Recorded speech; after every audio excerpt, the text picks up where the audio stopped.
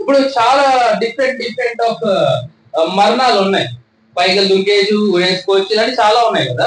మరి యేసు ప్రభు వారు ఈయన దేవుడే కదా, ఎందుకు ఈ ఈ శిలువ త్యాగాన్ని ఎన్నుకున్నాడు? Right right.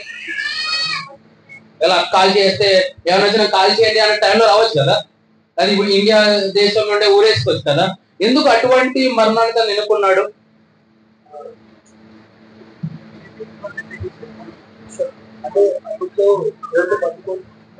అయినా అప్పట్లో ఇప్పట్లో కాదు, ఈయన జ్ఞానవంతుడు కదా, యేసుప్రభు సర్వం ఎదిగిన వాడే కదా.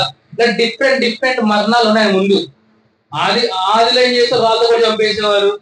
ఇప్పుడు ఏం చేస్తారు, షూట్ చేస్తారు, లేదా ఏం చేస్తారండి, డిఫరెంట్ డిఫరెంట్ వేస్ చంపేస్తారు మనుషుల్ని. చూసలేదా ఎంతలా చంపేస్తారంటే ఈవెన్ మొత్తం ఇక సీసీ కెమెరా మార్చేస్తారండి. ఏమైనా అర్థమవుతుంది నేను చెప్తున్నాను? డూబుల్ క్రియేట్ చేస్తారండి. మీకు తెలియదు, మా పాస్టర్ గారి పేరు పాస్టర్ ప్రవీణ్ పగడగలారండి.